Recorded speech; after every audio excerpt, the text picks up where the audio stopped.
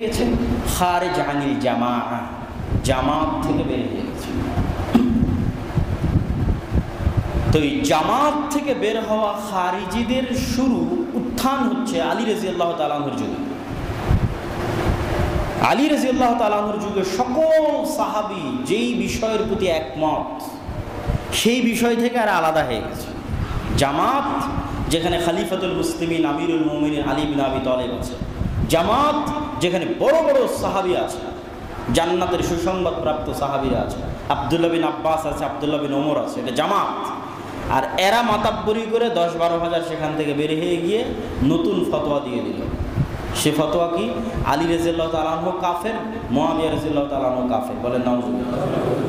তো এরা জামাত থেকে বের হয়ে গেল, সাহাবীদের জামাত থেকে বের হয়ে গেল এবং সাহাবীদেরকে কাফের ফতোয়া দিয়ে দিল এবং নিজেদেরকে বেশি ঈমানওয়ালা, বেশি তাকওয়াবান, বেশি পরহেজগার মনে করতে লাগলো। আলী রাদিয়াল্লাহু তাআলা এদের বিরুদ্ধে নাহারাওয়ানদের যুদ্ধ করেছেন, খারিজিদের বিরুদ্ধে। আব্দুল্লাহ বিন আব্বাসকে পাঠিয়ে এদেরকে হেদায়েত করার চেষ্টা করেছেন, তাদের ভুল ভ্রান্ত আকীদা সংশোধন করার চেষ্টা করেছেন। মানুষ খারিজি হয় কেন? মানুষ খারিজি হয় যখন কোরআন এবং হাদিসকে নিজের মতো বুঝতে যায়। কোরআন এবং হাদিসকে কার মতো বুঝতে হবে? কোরআন বুঝতে হবে রাসূল সাল্লাল্লাহু আলাইহি ওয়াসাল্লামের মতো, আর কোরআন এবং হাদিস দুটোকেই বুঝতে হবে সাহাবীদের মতো। কেননা তারা ওই যুগে বসবাস করত যেই যুগে কোরআন এবং হাদিস দুটোই এসেছে। তাহলে এই কোরআন এবং এই হাদিস দ্বারা কি উদ্দেশ্য তা আমাদের চেয়ে তারা ভালো জানে, কেন তারা প্র্যাকটিক্যালি আল্লাহর নবীর সাথে আমল করেছে। তা আমি হুট করে একটা আয়াত উঠিয়ে 1400 বছর পর এই আয়াতের সাথে আল্লাহর নবীর কি সম্পর্ক, সাহাবীদের কি সম্পর্ক, কোন পরিবেশ, কোন পরিস্থিতি, কিভাবে আয়াতটা অবতীর্ণ হলো, তারা কি বুঝলেন, কি আমল করলেন, সেটা সব না দেখে, মানে পুরো শিকড়কে কাট করে দিয়ে, এই কোরআনের শিকড় কি? মুহাম্মদ সাল্লাল্লাহু আলাইহি ওয়াসাল্লাম, তার মাধ্যমে তো আসমান থেকে এসেছে, আল্লাহ সুবহানাহু ওয়া তাআলার পক্ষ থেকে এসেছে। তো আমি কোরআনকে মুহাম্মদ সাল্লাল্লাহু আলাইহি ওয়াসাল্লাম থেকে কাট করে দিলাম। সাহাবীরা মিলে মুহাম্মদ সাল্লাল্লাহু আলাইহি ওয়াসাল্লাম মিলে কোরআনের উপর আমল করেছে, সাহাবীদেরকে কোরআন থেকে কাট করে দিলাম। যখন আমি আমার মতো হাওয়াতে কোরআন পেয়েছি, হাওয়াতে কোরআন পেয়ে এখন আমার মতো অনুবাদ করে আমার মতো ব্যাখ্যা করে ছেড়ে দিলাম বাজারে। এই কারণে মানুষ খারিজি হয়ে যায়, এই কারণে যত বাতিল ফেরকা এবং ফিতনার আবির্ভাব হয়। যেমন মুনকিরিনে হাদিসের ফেরকা, যারা হাদিস অস্বীকার করে, তারা কোরআনকে নিজের বাপ দাদার পৈতৃক সম্পত্তি মনে করে, যে কোরআন মনে হয় ওরই উপর অবতীর্ণ হয়েছিল কি ওর বাপের উপর অবতীর্ণ হয়েছিল, এই জন্য কোরআন ওর আর বাপের সম্পত্তি, এই জন্য পড়ে ওর মতো ব্যাখ্যা লিখে দিয়েছে। কমন সেন্স দিয়ে নাকি ব্যাখ্যা লিখেছে, এরকম একজন আছে বাংলাদেশে, যে কমন সেন্স দিয়ে কোরআনের ব্যাখ্যা লিখেছে। তো কোরআন ওর উপর আর বাপের উপর অবতীর্ণ হয়েছিল, এই জন্য কমন সেন্স দিয়ে ব্যাখ্যা লিখেছে। তো কোরআন তো অবতীর্ণ হয়েছে মুহাম্মদ সাল্লাল্লাহু আলাইহি ওয়াসাল্লামের উপর, এই জন্য কোরআন তোমার এবং আমার বাবার সম্পত্তি নয়। কোরআন ব্যাখ্যা করার একমাত্র হকদার মুহাম্মদ সাল্লাল্লাহু আলাইহি ওয়াসাল্লাম, আর তারপরে ব্যাখ্যা করার হকদার যারা আল্লাহর নবীর সাথে থেকেই কোরআন এবং হাদিসের উপর আমল করেছে তারা। তো যখন এইটাকে আপনি ওই শিকড় থেকে ডিসকানেক্ট করে দিবেন তখন তো বিভ্রান্ত হবেন। তো ওই যুগের খারিজিরা কিভাবে বিভ্রান্ত হয়েছিল, একইভাবে ওরা সাহাবীদের থেকে যারা কোরআন হাদিস বেশি বুঝে ওদের থেকে ডিসকানেক্ট হয়ে গেল, মাতাব্বর, বড় মাতাব্বর, কোরআনকে নিজের মতো বুঝতে লাগলো। কোরআন আব্দুল্লাহ বিন আব্বাস বুঝে না, আলী বিন আবি তালেব বুঝে না, আব্দুল্লাহ বিন ওমর বুঝে না, ও বুঝে, অথচ আল্লাহর নবীর সাথে ছিল না, আল্লাহর নবীর সাথে উঠা বসা করেনি, সেই কোরআনের যুগ দেখেনি, আজ হুট করে নতুন ইসলাম গ্রহণ করেছে, নতুনভাবে কোরআন পেয়েছে, একটা আয়াত উঠিয়ে বলে দিল এরা সব কাফের।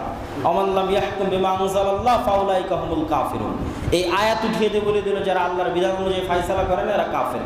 আলী আর মুআবিয়া আল্লাহর বিধান অনুযায়ী ফায়সালা করেন, অতএব আলী এবং মুআবিয়া কাফের, বলে নাউজুবিল্লাহ। তো ওদেরকে শতবার বোঝানোর চেষ্টা করলো আব্দুল্লাহ বিন আব্বাস যে এই আয়াতের উদ্দেশ্য এটা, এই আয়াতের আগে পরে কি আয়াত আছে দেখো, সেটার উদ্দেশ্য এটা, এগুলো তো ওদের কোনো কাম না। খারিজিদের যেটা সবচেয়ে বড় সমস্যা সেটা হচ্ছে তারা ঈমানের ব্যাখ্যায় বিকৃতি করেছে। মিন্নাতুল বারী 2য় খণ্ডে কিতাবুল ওয়াহী এবং কিতাবুল ঈমানের ব্যাখ্যা আছে। সহিহ বুখারীর কিতাবুল ওয়াহী এবং কিতাবুল ঈমানের ব্যাখ্যা আছে। তো কিতাবুল ঈমানের আলোচনা করতে গিয়ে ঈমান কেন্দ্রিক যত ফেরকা বিভ্রান্ত হয়েছে, মুরজিয়া হোক আর খারিজি হোক, মুরজিয়ারাও ঈমান কেন্দ্রিক বিভ্রান্ত হয়েছে, খারিজিরাও ঈমান কেন্দ্রিক বিভ্রান্ত হয়েছে। মুরজিয়ারা কি বিভ্রান্ত হয়েছে ঈমান কেন্দ্রিক? মুরজিয়ারা বলেছে আমলই লাগবে না, খালি লা ইলাহা ইল্লাল্লাহ বলো জান্নাতে চলে যাবে, কোনো আমল করা লাগবে না। এটা মুরজিয়াদের বিভ্রান্তি। আর খারিজিদের বিভ্রান্তি কি? আমলে সামান্য ত্রুটি হলে তুমি কাফের। ও গান শুনেছে কাফের হয়ে গেছে, সিনেমা হলে গেছে কাফের হয়ে গেছে। এই জন্য সিনেমা হলে যতজন আছে সবকে বম মেরে উড়িয়ে যাও, এরা সব কাফের। তুমি বাংলাদেশের আইন অনুযায়ী বিচার করেছো, অতএব তুমি কাফের, অতএব গোটা জজ আদালত উড়িয়ে দাও বম মেরে। তাহলে সামান্যতম ত্রুটি এসেছে মানে কি হয়েছে? কাফের হয়ে গেছে। আর মুরজিয়াকে আমলি করা লাগবে না। দুটো সম্পূর্ণ বিপরীত, দুই দিকে। মুরজিয়ারা গেছে একদিকে, খারিজিরা গেছে আর একদিকে। তো ইমান কার ভিতরে আছে? মুমিনকে, এটা নিয়েই সমস্যা, এখানেই সব সমস্যা। তো এই জন্য এখানে বিস্তারিত আলোচনা করা আছে মিন্নাতুল বারী 2য় খণ্ডে কিতাবুল ঈমান। সেখান থেকে আমি সংক্ষিপ্ত দু একটা সারমর্ম তুলে ধরছি। কারো যদি আরও বিস্তারিত জানার দরকার হয়, নিজে ইমাম বুখারী নিজেও আলোচনা করেছে, আমি তো আর করিনি, ইমাম বুখারী করেছে দেখে আমরা ব্যাখ্যা করেছি। কিতাবুল ঈমান অধ্যায় ইমাম বুখারী সারাদিন পুরো কিতাবুল ঈমানের শুরু থেকে নিয়ে শেষ পর্যন্ত খালি দুটো বিষয় নিয়ে পড়ে থেকেছে। মুরজিয়াদের রদ করো, খারিজিদের রদ করো, মুরজিয়াদের রদ করো, খারিজিদের রদ করো, পুরো কিতাবুল ঈমান। যত হাদিস ইমাম বুখারী নিয়ে এসেছেন, কোনো হাদিসে মুরজিয়াদের রদ, কোনো হাদিসে খারিজিদের রদ। যে মুরজিয়াদের আকীদা বিভ্রান্ত, খারিজিদের আকীদা বিভ্রান্ত, সেটারই ব্যাখ্যা আমরা করার চেষ্টা করেছি মিন্নাতুল বারী 2য় খণ্ডে। সুতরাং মূল উদ্যোক্তা ইমাম বুখারী রাহিমাহুল্লাহ, যিনি সঠিক আকীদা এবং আমলের উপর ছিলেন তৎকালীন যুগে, ইমাম আহলে সুন্নাত ওয়াল জামাআহ। তো কি সেটা? মুরজিয়ারা বলেছে ঈমান অন্তরে বিশ্বাসের নাম, এতটুকু ওদের সঙ্গে দেওয়ারা পথভ্রষ্ট হয়ে গেছে। খারিজিরা বলেছে ঈমান অন্তরে বিশ্বাসের নাম, মুখের স্বীকৃতির নাম, কাজে বাস্তবায়নের নাম, পুরোটা মিলেই ঈমান। অতএব অন্তরে বিশ্বাস, মুখের স্বীকৃতি, কাজের বাস্তবায়ন, কোনোটাতে যদি চুন থেকে পান খসে ঈমান চলে যাবে। আহলুস সুন্নাত ওয়াল জামাআহ সাহাবীরা বলছে যে ঈমান অন্তরের স্বীকৃতির নাম, মুখের বিশ্বাসের নাম, কাজের বাস্তবায়নের নাম। তবে অন্তরের বিশ্বাসটা হচ্ছে মূল, মুখের স্বীকৃতিটা হচ্ছে পৃথিবী পরিচালনাগত, আর কাজের বাস্তবায়নটা হচ্ছে শাখা এবং প্রশাখা। যার কাজের বাস্তবায়ন যেমন, আল্লাহ সুবহানাহু ওয়া তাআলা তার সাথে ব্যবহার করবেন তেমন।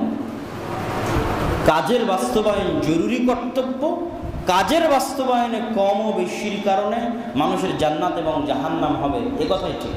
কিন্তু কাজের বাস্তবায়নের কম ও বেশির কারণে কেউ পরিপূর্ণ কাফের হয়ে যাবে, এটা না। পরিপূর্ণ কাফের হওয়ার মানদণ্ড হচ্ছে তাকে মুখে কুফরি করতে হবে। যে কাজটা সে অন্যায় করতেছে সেই কাজটাকে সে হালাল মনে করে করবে, তখন কাফের বিল ইজমা। মানে আমি গান শুনতেছি, তো কি মনে করে গান শুনতেছি? গান শোনা হালাল, তো কি হয়ে যাবে?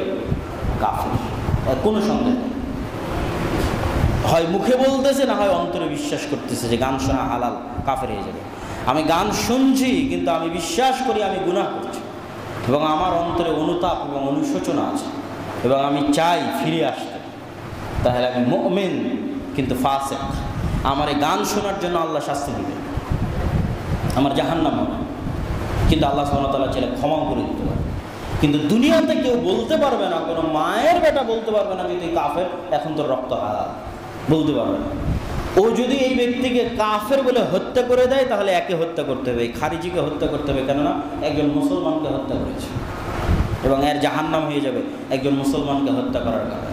মান কাতালা মুমিনান মুতাআম্মিদান ফাজাযাউহু জাহান্নাম, যে ব্যক্তি একজন মুমিনকে হত্যা করবে ওর থাকার জায়গা জাহান্নাম। তো খারিজিরা কাফের ফতোয়া দিয়ে লাখো কোটি মুমিন এবং মুসলমানকে হত্যা করেছে, এখনো করছে, ভবিষ্যতেও করবে। সিরিয়াতে করেছে, লিবিয়াতে করেছে, ইরাকে করেছে, সারা পৃথিবীতে করছে। মুসলমানকে কাফের বানিয়ে দিয়ে মুসলমানকে হত্যা করছে।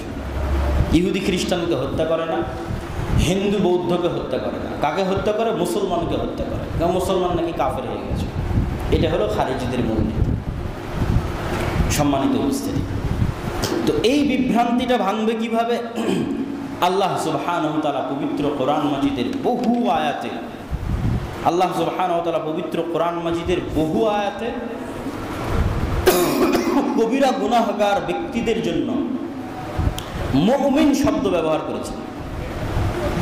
এই সামান্য অংশটুকু বলে আমরা আমাদের বক্তব্যের শেষে চলে যাব। কবিরা গুনাহগার ব্যক্তিদের জন্য মুমিন শব্দ আল্লাহ নিজে ব্যবহার করেছেন কোরআনে। ইয়া আইয়ুহাল্লাযীনা আমানু তুবু ইলাল্লাহি তাওবাতান নাসুহা হে ইমানদারগণ তোমরা তওবা করো। সগীরা গুনাহের জন্য তওবা করতে হয় না, সগীরা গুনাহ বিভিন্ন আমলে এমনি ক্ষমা হয়ে যায়। তার বিস্তারিত আলোচনা দেওয়া আছে মিন্নাতুল বাড়িতে, যে নবীর হাদিস, রাসূল সাল্লাল্লাহু আলাইহি ওয়াসাল্লামের অসংখ্য হাদিস দিয়ে যে সগীরা গুনাহ সালাত দিয়ে ক্ষমা হয়ে যায়, সগীরা গুনাহ সিয়াম